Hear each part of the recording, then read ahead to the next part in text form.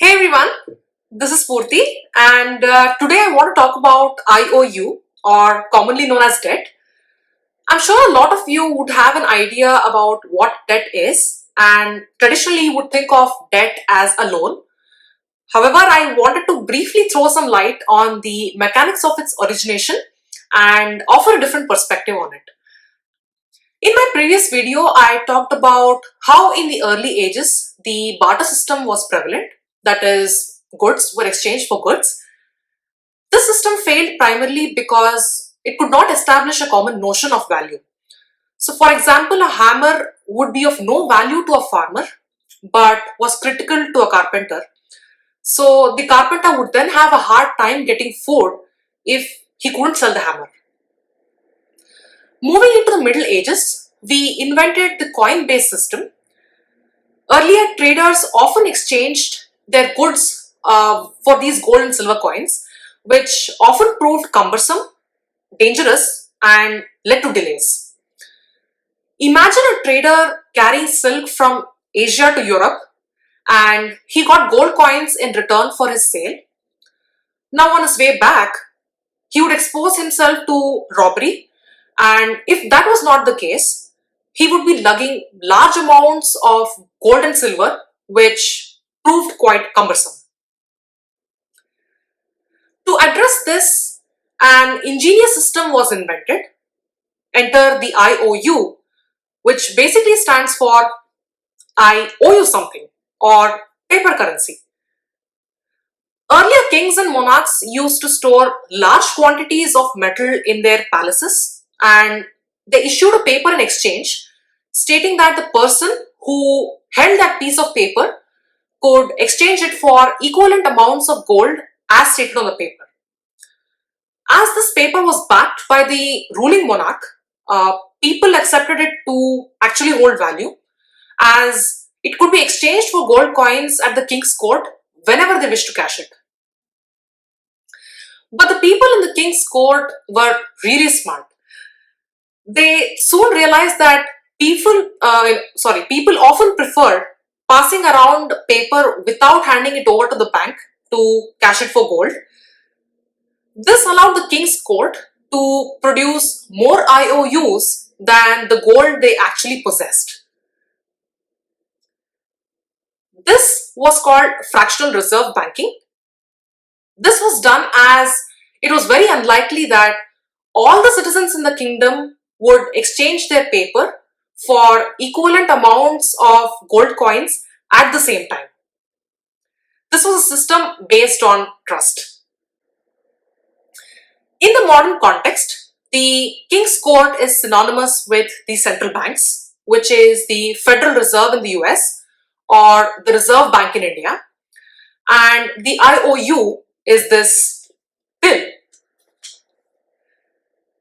This is basically a promise by the central banks that if you produce these notes to the banks, they would give you an equivalent amount of gold or item of value, or at least that used to be the case. Let's take a quick look at an illustration here to show what fractional reserve banking means in our modern day context. Let's say Bob deposits $100 in Bank 1. Then John comes along and asks Bank 1 for a loan. Bank 1 holds about $3 with itself for commissions and loans out $97 to John. John now has a debt with Bank 1. This $97 is actually virtual money. These are all just numbers appearing in the bank accounts and they came up from thin air.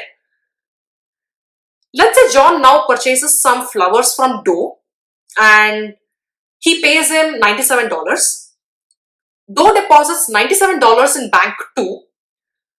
Now Kyle comes along and asks for a loan from Bank 2 and Bank 2 gives Kyle a loan of $94. Remember, we started off with just $100 in Bank 1 deposited by Bob. The $97 and the $94, that is $191, is actually all virtual money. If John and Kyle do not repay their debt with Bank 1 and Bank 2, Bob cannot get his own money back when he most needs it, and this is all actually legal. Till the early 1933, the United States dollar, or commonly acronymed as the USD, was backed by the gold standard, which basically meant that for every USD or the US dollar, there was an equivalent amount of gold in the US reserves. However, due to the world wars and the economic recovery lagging from the Great Depression of 1915, the Fed was running out of gold to print the US dollars. In 1933, President Roosevelt passed an executive order and actually made it illegal for people to possess gold. What this all meant was that all the gold in the United States was technically owned by the Federal Reserve, and all the people sold their gold to the Fed, and the Fed would in turn give them US dollars. The US government also gave monetary incentives to other countries who would sell their gold to them. Therefore, many countries started selling their gold, and the US government at some point held almost 50% of the world's gold reserves. While the other countries were actually suffering from great economic losses, the world saw its first superpower, the United States of America. For the next 40 years, the US flooded the world with its dollars in exchange for gold.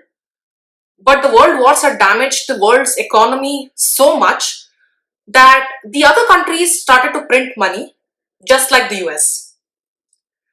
So they wanted their gold back from the US, and they wanted to print their own currency. The US couldn't keep up with the world's demand. So in August 1971, President Nixon severed the gold standard. That is, the value of US dollar would end its dependence on gold. This was perhaps one of the most important events in the modern financial and economic history, because Nixon ushered in an era of floating fiat currencies, not backed by gold or silver, but rather deriving value through government fiat, diktat, or order of the government. This also meant that the value of currency was pegged on trust, faith, and faith in a particular economy. I know I keep saying this a lot, but this is the reality we are actually living in. Consequently, the value of gold rose from $35 an ounce to $850 an ounce in 9 years. So basically what this means is that the Federal Reserve can issue as many US dollars as they want. Remember how I mentioned earlier that the US dollar was an IOU? So the next time you receive a bill, think of the Federal Reserve owing you equivalent value of goods. So let me ask you a question. If the central bank decides to devalue its currency by introducing more currency into circulation into its economic system, do you think it has to pay you less value of goods or more value of goods? Question yourself. If you hold on to this bill, let's say for a considerable period of time, will it be worth more or will it be worth less? Well, that's a topic for another video, but for now, let me know what you think of this video and post it in the comment sections below. If you like the video, don't forget to like, share and subscribe, and hit that bell icon for more videos on financial literacy. Thanks for joining me today, and I'll see you all in my next video. Bye-bye.